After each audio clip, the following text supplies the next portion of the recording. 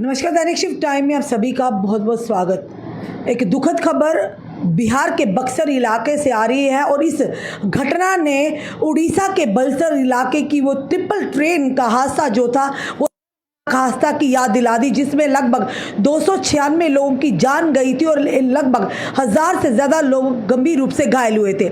इस घटना में बताना चाहेंगे कुछ डिब्बे जो ट्रेन की पटरी से नीचे उतर जाते हैं, जिसमें 4 लोगों की जान जाती है और लगभग 70 लोग घायल हो जाते हैं। पूरी खबर क्या है बताना चाहेंगे। अधिकारियों ने कहा कि बुधवार रात बिहार के बक्सर जिले के रघुनाथपुर स्टेशन के पास Delhi Kamakhya north east express के 6 डिब्बे पटरी से उतर गए, जिसमें कम से कम 4 यात्रियों की जान चली गई और 70 अन्य घायल हो गए।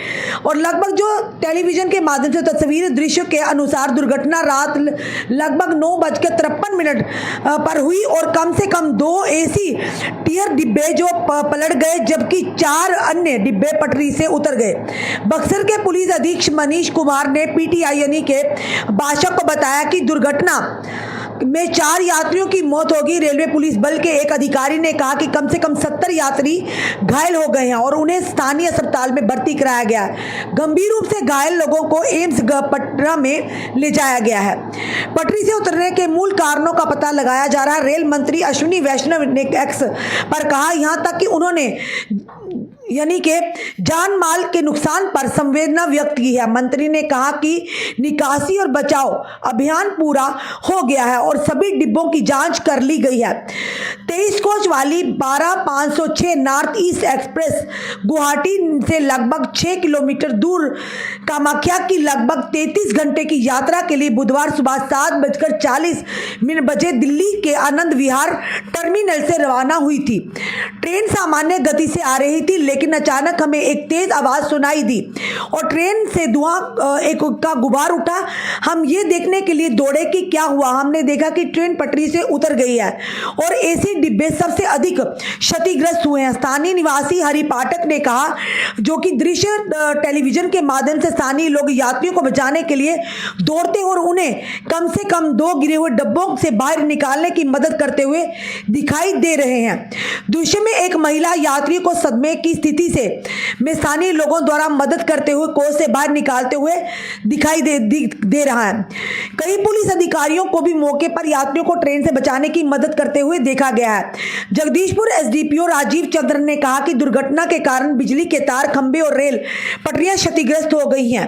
उन्होंने कहा कि कुछ डिब्बे संतुलन खो बैठे और गिरे, लेकिन उनमें से कोई भी पलटा नहीं, जिसके कारण कम मौतें हुई। उन्होंने कहा कि तकनीकी टीम दुर्घटना के कारण का विवरण दे सकती है। पूर्व मध्य रेलवे जोन के मुख्य अनसंपर्क अधिकारी वीरेंद्र कुमार ने एक पीटीआई को बताया कि ट्रेन के बक्सर स्टेशन से रवाना होने और आरा के लिए रवाना होने के आधे घंटे में से भी कम यानी समय बाद ये दुर्घटना हुई है। पटरी से उतरने की घटना रघुनाथपुरा स्टेशन के पास हुई, जहां ट्रेन का कोई भी निर्धारित स्टॉपेज नहीं था। घटना के तुरंत बाद राहत उपाय शुरू किए गए। एम्बुलेंस और डॉक्टर घटनास्थल पर पहुंचे। बिहार के उप मुख्यमंत्री तेजस्वी यादव ने एक बयान जारी कर कहा कि आपदा प्रबंधन और स्वास्थ्य विभाग को अधिक से अधिक लोगों को जल्द से जल्द राहत सुनिश्चित करने के लिए तत्काल कदम उठाने को कहा गया है। उन्होंने कहा, मैंने बक्सर और भोजपुर, जहां आरा का मुख्यालय है, के जिलाधिकारियों से भी बात की है और उन्हें जल्द से जल्द घटनास्थल पर पहुंचने को राहत कार्य के तेजी से लाने के निर्देश भी दिए हैं। अनुमंडल अस्पताल जगदीशपुर और शाहपुर अस्पताल जिला भोजपुर में चिकित्सा अधिकारी और अन्य स्वास्थ्य कर्मचारी बचाव और राहत कार्यों के लिए तैयार हैं। रोहतास, बक्सर और भोजपुर जिलों में एम्बुलेंस मौके पर भेजी गई है, यानी कि तेजस्वी यादव ने कहा। रेलवे के एक अधिकारी ने कहा कि पटरी से उतरी ट्रेन के यात्रियों को उनके गंतव्य तक पहुंचाने के लिए वैकल्पिक व्यवस्था की गई है। अधिकारी ने कहा कि दुर्घटना स्थल से यात्रियों को लाने ले जाने के लिए पटना से एक स्क्रैच रैक भेजा गया है।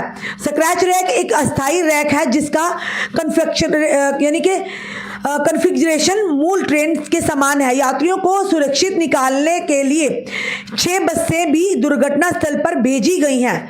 रेलवे के एक अधिकारी ने बताया कि फंसे हुए यात्रियों की आगे की यात्रा तक पहुंचाने के लिए आरा से एक रैक की व्यवस्था की गई है। रेलवे पुलिस बल यानी कि इंस्पेक्टर दीपक कुमार ने संवाददाताओं से कहा कि मेडिकल टीम को मौके पर भेजा गया। उन्होंने कहा कि जिला प्रशासन की बक्सर शहर की स्थानीय अस्पतालों को सतर्क कर दिया गया है।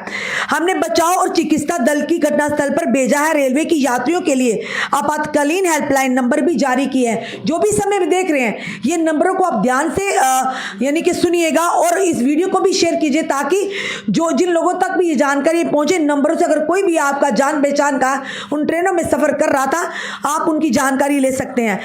नंबर है 9771449971, पटना 8905697493, दानापुर 8306182542, आरा 8306182542 और 7759070004।